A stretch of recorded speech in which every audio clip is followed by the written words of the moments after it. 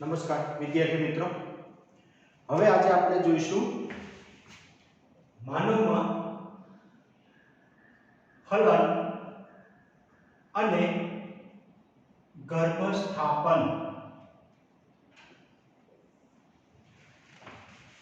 આગળના વિડીયોમાં આપણે જોયું કે સ્ત્રીઓની અંદર કેવી રીતે ઋતુચક્ર ચાલે છે, બરાબર, અને એ ઋતુચક્રના મધ્ય ભાગમાં આપણે અંડકોષ પાક જોયેલું.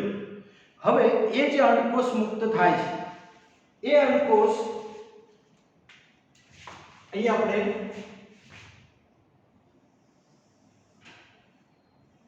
સ્ત્રીઓના પ્રજનન તંત્રની વાત કરીએ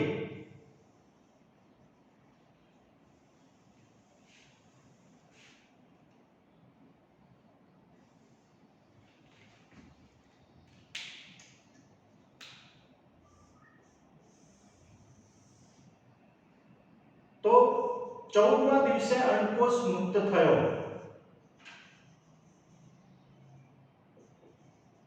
અંડકોષ પાક આ 14મા દિવસે અંડકોષ પાક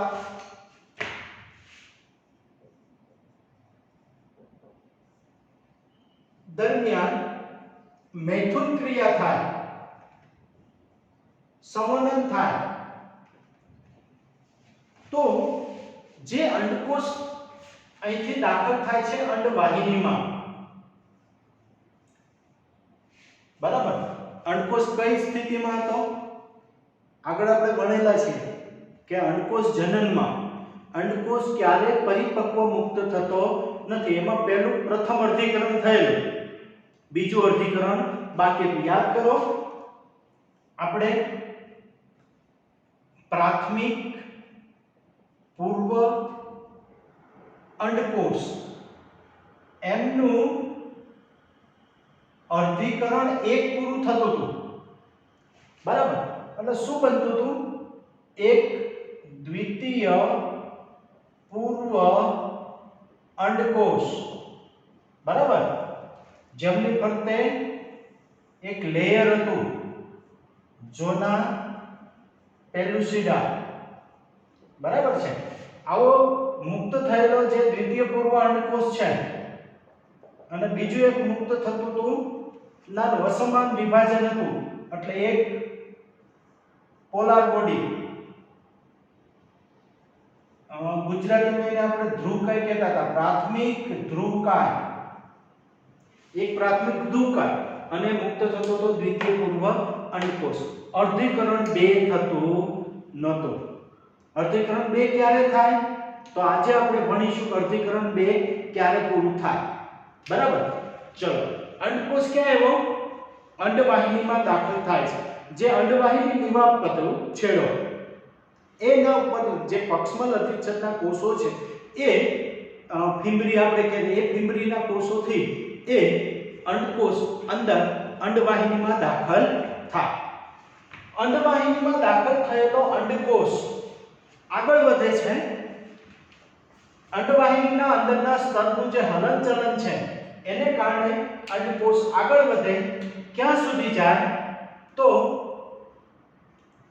બે પોર્શન લીધેલા અહીંયા અલગ કલરથી બતાવું છું. એક પોર્શન લીધેલો ઇથમસ, એક પોર્શન લીધેલો તુંબિકા, બરાબર. ઇથમસ જે સંયોજક છે કોની સાથેનું? ગર્ભાશય સાથેનું. ઇથમસ અને તુંબિકા એમની વચ્ચેનું જોડાણ સ્થાન, બરાબર, યાદ રાખો. આ પોર્શન કઈ જગ્યાએ? જો મૈથુન ક્રિયા દરમિયાન અંડકોષ પાક થયેલ અંડકોષ ક્યાં દાખલ થાય છે? અંડવાહિનીમાં. અને અંડવાહિનીમાં દાખલ થયેલો અંડકોષ અને મૈથુન ક્રિયાથી આવેલો શુક્રકોષ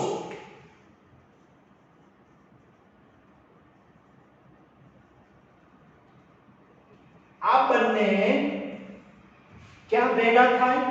ઇથમસ અને તુંબિકા. ઇથમસ અને તુંબિકા આમના જોડાણ સ્થાને જો એક જ સમયે આવે તો ફલનની ક્રિયા થાય. અહીંયા અંડકોષ આવે એ જ સમયે અહીંથી શુક્રકોષ પ્રજનન ક્ષમતા ધરાવે છે. યોનિ માર્ગમાંથી ગર્ભાશયની દીવાલમાંથી અંડવાહિનીમાં દાખલ થાય. તો જો અંડકોષ ઇથમસ અને તુંબિકાના જોડાણ સ્થાને પહોંચે એ જ સમયે શુક્રકોષ ત્યાં પહોંચે તો ફલન થાય, નહીતર ફલન થતું નથી. ચલો અગત્યની વાત કે આ જો જગ્યાએ બે મિલન ન થાય, આગળ પાછળ સપોઝ અંડકોષ અહીંયા છે અને શુક્રકોષ ત્યાં પહોંચ્યો તો ફલનની શક્યતા નહીવત છે, મતલબ થતું નથી. એટલે દરેક મૈથુન ક્રિયા વખતે, દરેક સંવર્ધનની ક્રિયા વખતે ગર્ભરે ફલન થાય એવું જરૂરી નથી અને એવું બનતુંય નથી. દર મૈથુન ક્રિયામાં ગર્ભ રહેતો નથી. કારણ શું હોય તો કે એનું જે મૂવમેન્ટ છે આગળ પાછળ થઈ જાય. મોસ્ટ ઓફ ફલન ક્યાં થાય? આપણે એમસીક્યુ છે, પ્રશ્ન પૂછાય છે કે સ્ત્રીઓમાં અથવા તો મનુષ્યમાં ફલનનું સ્થાન કયું? તો એ છે સંયોજક. એટલે સંયોજક કોનો? અંડવાહિની અને ગર્ભાશયનું સંયોજક, જેને ઇથમસ કહેવાય છે એ, અને બીજું તો શું છે? તુંબિકા. એમની બેની વચ્ચેનું જે જોડાણ સ્થાન છે, પોર્શન છે, એ જોડાણ સ્થાને ફલનની ક્રિયા મોટા ભાગે થાય છે. આ સિવાય ફલન થતું નથી. ચલો આ થયું ફલન. ફલનમાં એક્ઝેક્ટ શું થાય? તો જેવો શુક્રકોષ ગબડતો અંડકોષ સુધી જાય તો અંડકોષ કેવો હતો? એ આકૃતિ આપણે જોઈ લીધેલી કે આવી રીતે એમની ફરતે જોના પેલ્યુસિડાનું આવરણ છે, અંદર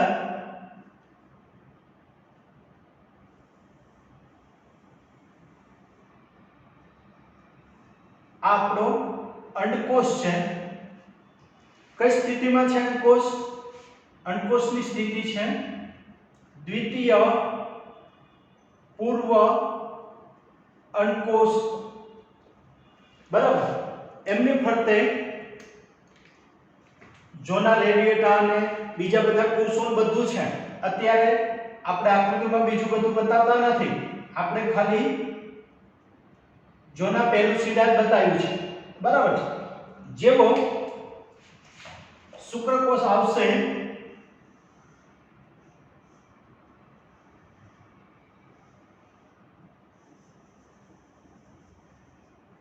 તો એ જોના પેલ્યુસિડાના સંપર્કમાં આવશે. જેવો તેના સંપર્કમાં આવે એટલે એને તોડી અને દાખલ થાય છે. દાખલ થાય છે કઈ રીતે? તો આપણે શુક્રકોષમાં ભણેલા કે શુક્રાગ્રહ છે એના ઉપર અંડપડ તોડે અથવા તો અંડકોષની ફરતેનું આવરણ તોડે અથવા એનું પાચન કરે એવા ઉત્સેચકો એની અંદર હોય, જે પેલી ગોલ્ગિકાએ ભેગા કરેલા શુક્રાગ્રહમાં. એ એક ઉદાહરણ આપણે લીધેલું, યાદ રાખવાનું છે, ટેક્સ્ટ બુકમાં નથી. હાયલુરોનિડેઝ પાચક ઉત્સેચકનું નામ છે હાયલુરોનિડેઝ. ક્યાં આવેલો હોય છે? શુક્રાગ્રહમાં. એ આગળના ભાગમાંથી આ જોના પેલ્યુસિડાનું આવરણ તોડી અને અંદર દાખલ થાય. શુક્રકોષ જેવો દાખલ થાય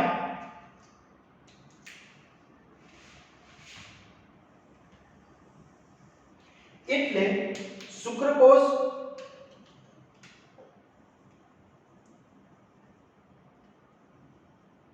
અંડકોષની આવી સ્થિતિ છે. એક ધ્રુવકાય છે, પ્રાથમિક ધ્રુવકાય, અને આ છે આપણો અંડકોષનું કોષ કેન્દ્ર. જેવો શુક્રકોષ આવે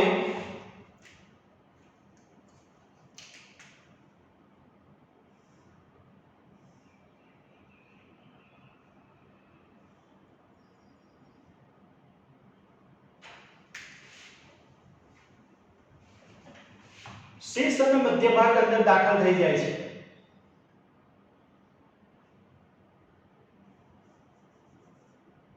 કેટલે ભાગ સુધી અંદર ગયું?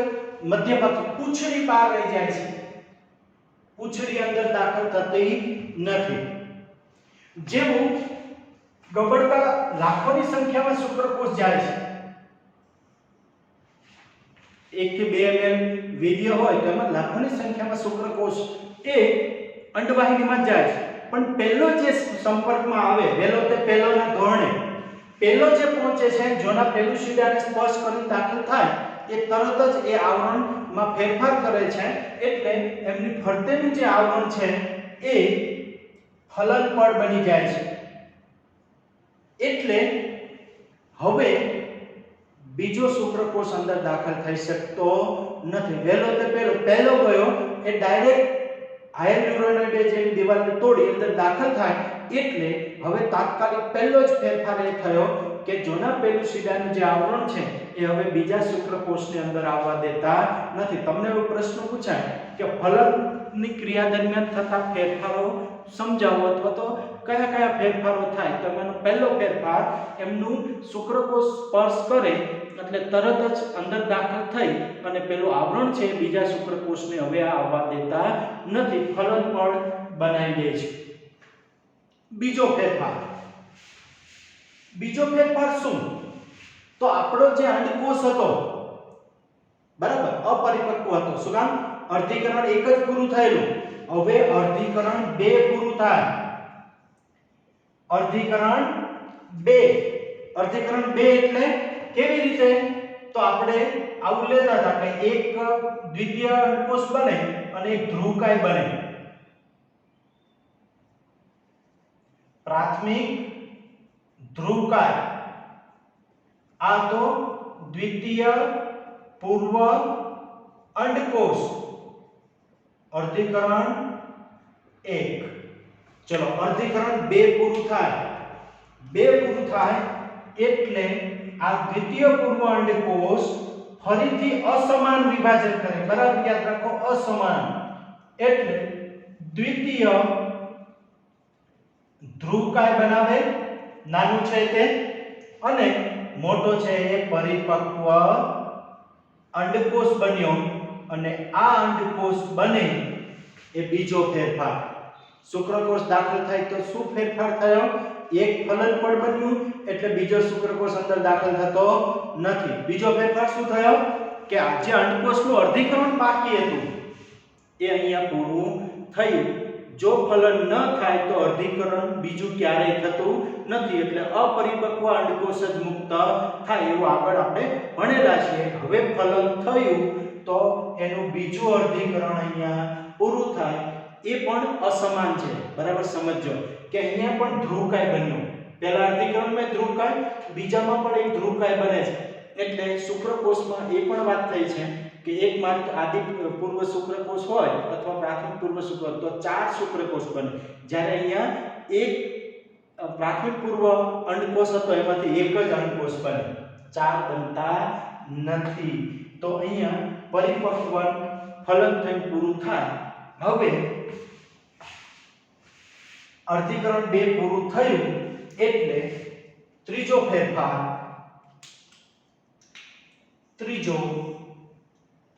નર પ્રકોષ કેન્દ્ર અથવા તો શુક્રકોષનું કોષ કેન્દ્ર અને અંડકોષનું કોષ કેન્દ્ર ભેગા થઈ અને ફલિતાંડ બનાવે. ચલો આ બે કોષ કેન્દ્ર હવે ભેગા થયા અને બંને ભેગા થઈ અને એકમાંથી બે કોષ મર્જ થયા એટલે બન્યું ફલિતાંડ. 2n number 46 અંકસૂત્ર. 23 શુક્રકોષના 23 અંડકોષના બેનું કોષ કેન્દ્ર મર્જ થયું, એક કોષ બન્યો, બેમાંથી એક કહેવાય યુગ્મનજ અથવા તો ફલિતાંડ. અહીંયા આટલી ક્રિયાને ફલનની ક્રિયા કહેવાય. બરાબર, ક્યાં થયું? ઇથમસ અને તુંબિકેના જોડાણ સ્થાને. અને આવી રીતે શુક્રકોષ દાખલ થાય અને ફલિતાંડ બનાવે છે. અહીંયા ફલનની ક્રિયા પૂરી થઈ. હવે આપણે લઈશું ગર્ભ સ્થાપન.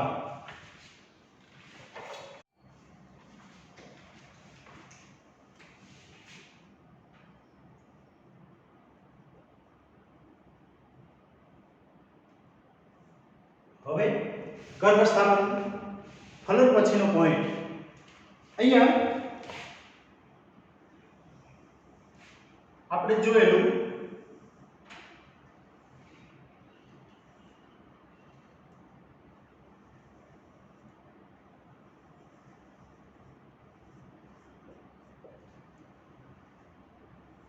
આ જગ્યાએ ઇથમસનું જે જોડાણ સ્થાન હતું ત્યાં ફલન થયું તો ફલિતાંડ અહીંયા છે. તો હવે ગર્ભસ્થાપન ગર્ભાશયની દિવાલમાં થવાનું છે, બરાબર. તો ગર્ભસ્થાપન માટે પહેલા તબક્કામાં જે ફલિતાંડ બન્યું છે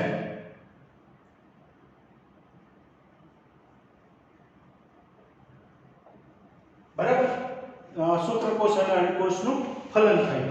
હવે બીજા તબક્કામાં આ ફલિતાંડ જે છે એનું વિખંડન થાય. શું થશે? વિખંડન. તો આવી રીતે ફલિતાંડ છે સાવ સાદું સમવિભાજન છે. કેવું વિભાજન છે? સમવિભાજન. બરાબર. એકમાંથી બે કોષ બને, બે માંથી ચાર કોષ બને, એવી જ રીતે આ અને આ ગર્ભ આગળ સમવિભાજન દર્શાવે. બરાબર. તો કેવું? 2 4 8 16 આવી રીતે વિભાજન થયા કરે આને વિખંડન તબક્કો કહેવાય અથવા તો વિખંડનની ક્રિયા. કઈ પ્રોસેસ થાય છે? સમવિભાજન. સમવિભાજન એટલે રંગસૂત્રનું એ જે બાળકોષમાં એટલા ને એટલા રહે. આવી રીતે ફલિતાંડ એક કોષ હતો એમાંથી 2 4 8 16 32 એવી રીતે કોષ વિભાજન શરૂ થાય. વિખંડન દરમિયાન બનતા દરેક કોષને ગર્ભકોષ ન કહેતા તેમને ગર્ભકોષ્ઠી ખંડ કહેવાય છે. છે કોષ જ પણ કોષ ન કહેતા શું કહેવાય છે? ખંડ. યાદ રાખીશું. ગર્ભકોષ્ઠી ખંડ એટલે શું? તો કે ફલિતાંડ છે એનું સમવિભાજન થાય અને સમવિભાજન પછી ક્રમશઃ જે કોષ બને એ બધાને ગર્ભકોષ્ઠી ખંડ કહેવામાં આવે છે. આ ગર્ભકોષ્ઠી ખંડ 8 થી 16 હોય એવા ગર્ભને મોરુલા કહેવામાં આવે છે. મોરુલા એટલે શું? તો જ્યારે ફલિતાંડનું વિઘટન થાય અને અંડવાહિનીમાં ગબડતો ગર્ભાશય બાજુ આગળ વધતો હોય એવા સમયે એની અંદર વિખંડન થતું હોય, સમવિભાજન થતું હોય એ 2 4 8 અને 16 જેવી જુદી જુદી કોષીય અવસ્થામાં રૂપાંતરિત થાય. આવા 8 થી 16 અવસ્થામાં આવે એવા ગર્ભને મોરુલા કહેવામાં આવે છે. હવે આ મોરુલા ગર્ભ ગબડતો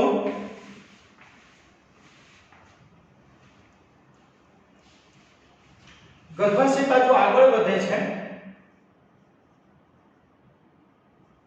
અને બનાવે છે ગર્ભકોષ કોથળી. આ જે 16 કોષી રચના હતી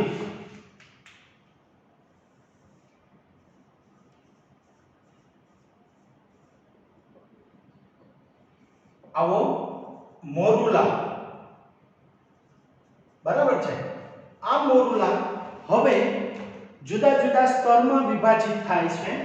બહારની બાજુ એક લેયર બનાવે બાહ્ય સ્તર. બરાબર છે. આ પોષક કોષોનું સ્તર બને છે. આ બધા બહારની તરફ કોષ, આ બધા પોષક કોષો છે અને વચ્ચે પોલાણ બને છે અને અંદરના ભાગમાં બીજા કોષોનું જૂથ ભેગું થાય છે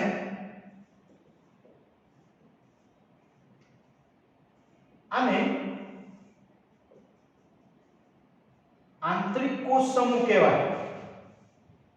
આંતરિક કોષ સમૂહ.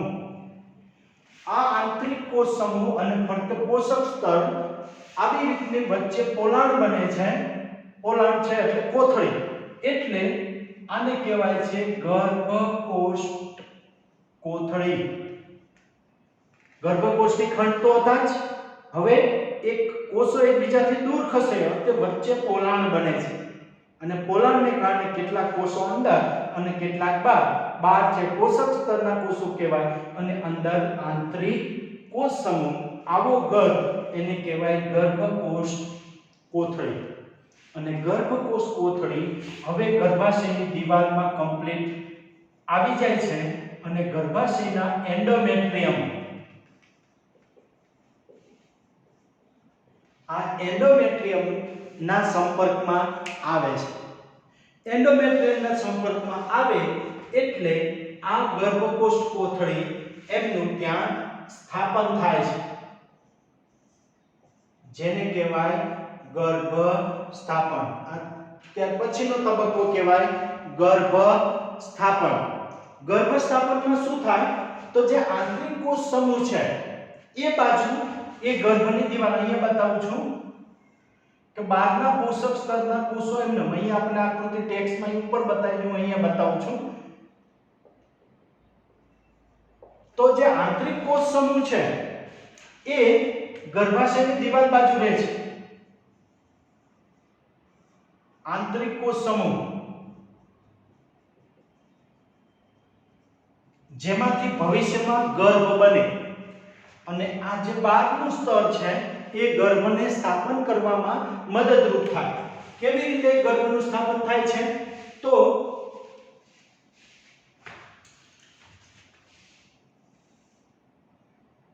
આ છે એન્ડોમેટ્રિયમ, ગર્ભાશયની દિવાલ એટલે એન્ડોમેટ્રિયમ. અને સામે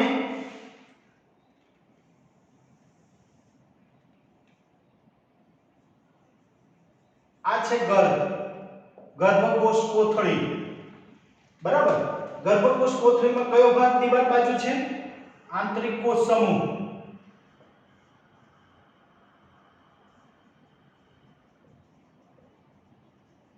બરાબર, તો ગર્ભાશયનું એન્ડોમેટ્રિયમ છે એ ધીરે ધીરે કરતા ગર્ભને ઘેરી લે છે અને પોતાની અંદર સમાવી લે છે. બરાબર, આ ધીરે ધીરે ગર્ભને પોતાની અંદર સમાવીને આખું આવરણ બનાવે, આને કહેવાય ગર્ભનું સ્થાપન. એન્ડોમેટ્રિયમમાં ગર્ભ ત્યાં ચોટે એટલે અહીંની જે પેશીઓ છે એનું આ આંતરિક કોષ સમૂહના કેટલાક ઉત્સેચકો, પોષક સ્તરના ઉત્સેચકો આનું પાચન કરે છે. કોનું? ગર્ભાશયની દિવાલ. એને કારણે ત્યાં ગર્ભનું સ્થાપન થાય. ગર્ભનું સ્થાપન થાય એટલે ગર્ભાશયની દિવાલ એને ઘેરી લે છે, અંદર સમાવે છે. આવી રીતે ગર્ભનું સ્થાપન થાય. તો અહીંયા આપણે બે પોઈન્ટ જોયા, ફલન અને ગર્ભ સ્થાપન. હવે આપણે છેલ્લે ગર્ભ વિકાસ અને પ્રસૂતિ, આ બે ટોપિક આના પછીના વિડીયોમાં લઈશું.